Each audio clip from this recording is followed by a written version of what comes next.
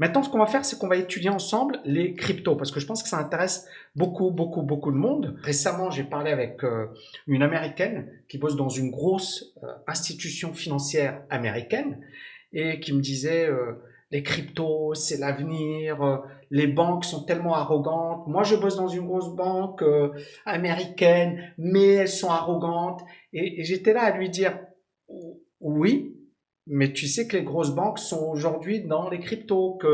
Et en fait, j'avais l'impression qu'il y avait une vraie myopie de sa part. Et après, je lui ai... Parce qu'elle m'a posé des questions. Et elle m'a dit qu'est-ce que je dois faire, etc. J'ai gagné de l'argent. Je lui ai dit, ok, bah, pourquoi tu prendrais pas tes bénéfices?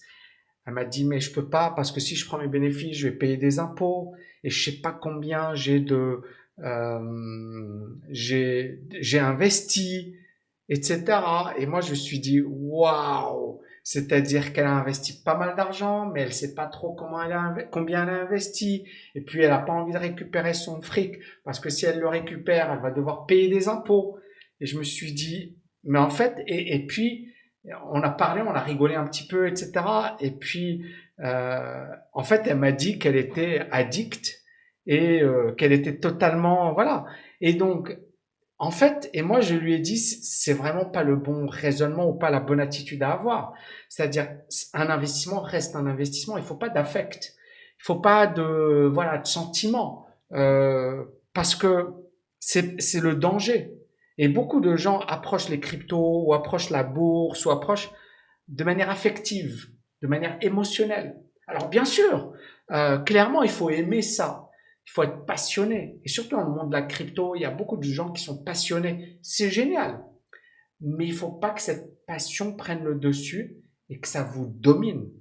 Parce que si cette passion vous domine, vous n'êtes plus rationnel, vous n'avez plus les idées claires et vous êtes baladé parce que, en fait, vous êtes dominé par vos émotions et plus par votre raison. Très important. Donc, ce que je vais faire, c'est que je vais revenir rapidement sur les principaux cryptos.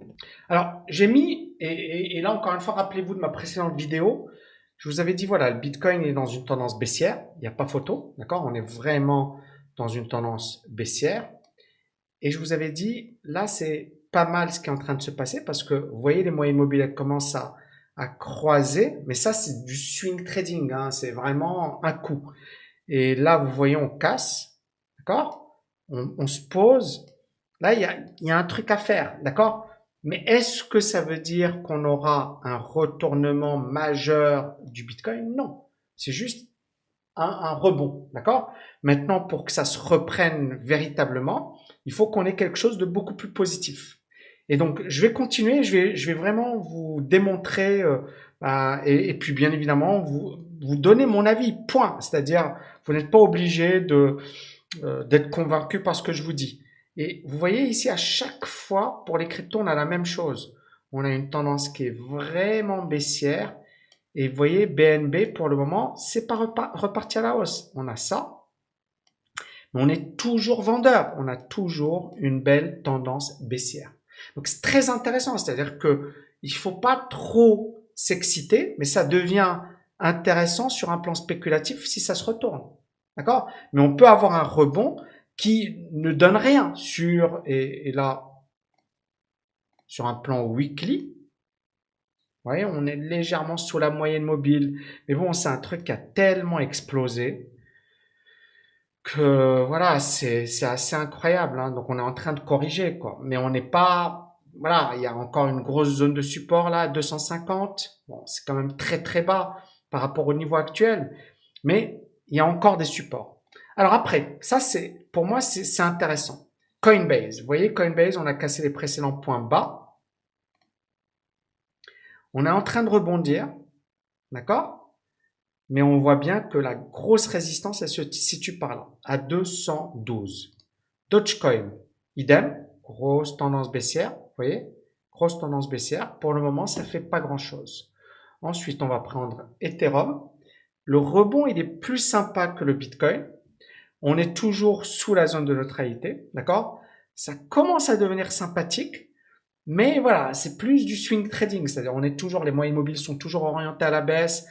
L'idéal, c'est quand même d'avoir un truc comme ça. On est au-dessus des moyennes mobiles. Vous voyez, Ici, on est au-dessus des moyennes mobiles, les moyennes mobiles qui croisent.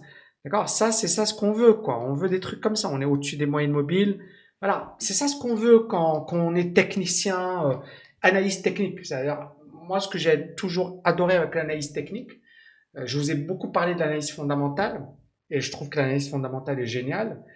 Mais l'analyse fondamentale, le problème de l'analyse fondamentale, c'est que tu peux lui faire dire ce que tu veux. Avec l'analyse technique, tu as des règles. C'est-à-dire, j'achète si on a tel truc. Je vends si on a tel truc. Et c'est des règles. Point. Alors, ça peut ne pas toujours marcher. C'est normal. Mais le but, c'est de jouer les probabilités, pas les certitudes. Mais là, on voit bien qu'à chaque fois, vous voyez, tous les gens qui ont essayé de jouer les rebonds, ils se sont fait avoir. Et on voit bien que sur toutes les cryptos, on a la même configuration. C'est-à-dire qu'on a une situation où les moyennes mobiles sont orientées à la baisse, où le marché évolue à la baisse et où le marché n'évolue pas au-dessus des moyennes mobiles. Et quand il commence à évoluer au-dessus des moyennes mobiles, c'est là où il y a un momentum acheteur. Là, c'est là où les acheteurs sont de retour. Et c'est ce que vous devez comprendre. Hein. Encore une fois, un marché, c'est quoi? C'est un combat entre les acheteurs et les vendeurs. Et tant que les acheteurs sont faibles, donc tant que les vendeurs dominent, la tendance, elle va continuer à la baisse. C'est-à-dire qu'on va avoir des rebonds, des tentatives de reprise qui sont suivies par des baisses. À chaque fois, les vendeurs reprennent la main. C'est un petit peu ce qu'on a aujourd'hui sur le Nasdaq. Un petit peu la même chose sur le S&P. C'est-à-dire qu'on est en train d'entamer des tendances baissières. Ce n'est pas encore la grosse baisse, mais c'est un début. Et donc nous, en tant qu'analyste technique, etc., notre but c'est quoi? C'est pas de dire voilà il y a des certitudes ou personne n'est capable de dire ce qui va se passer. Mais c'est de se dire ok voilà les règles, voilà grosso modo ce qui se passe dans telle configuration.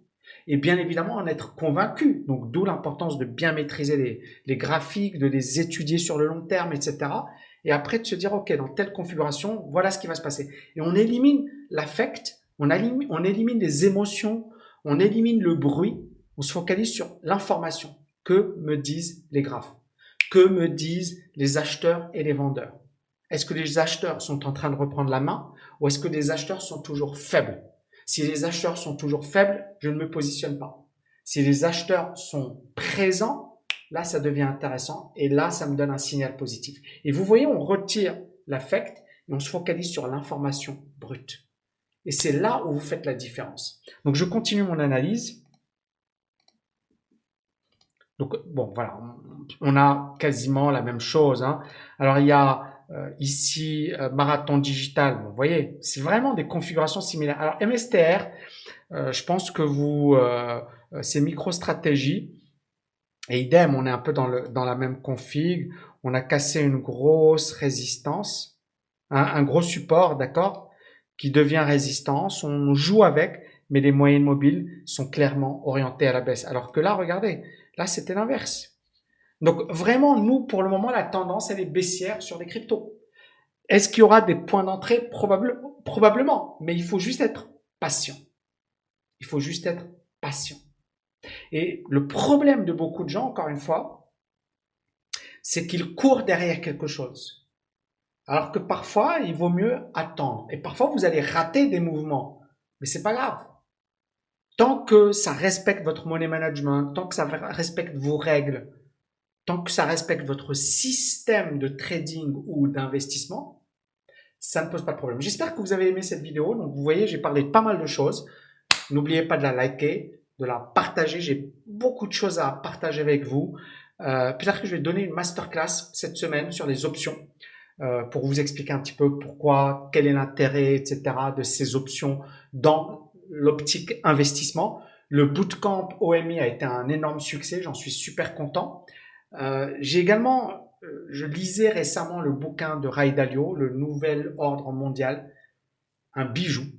Un bijou, c'est vraiment un ouvrage magnifique et qui vient vraiment mettre en évidence la fin de cycle où l'on se trouve actuellement.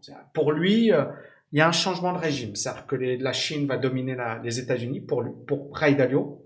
Les dettes sont très importantes, les économies ralentissent Et voilà, et il considère que on est en train de vivre aujourd'hui un nouvel ordre mondial. C'est des, si ça vous intéresse, je ferai, parce que c'est un magnifique bouquin. Il y a plein d'aspects, mais ça mériterait plusieurs vidéos, pas une seule vidéo, mais plusieurs vidéos, parce qu'il est vraiment énorme ce bouquin. Je vous le recommande d'ailleurs. Merci infiniment. Je vous dis à bientôt. Ciao, ciao, ciao.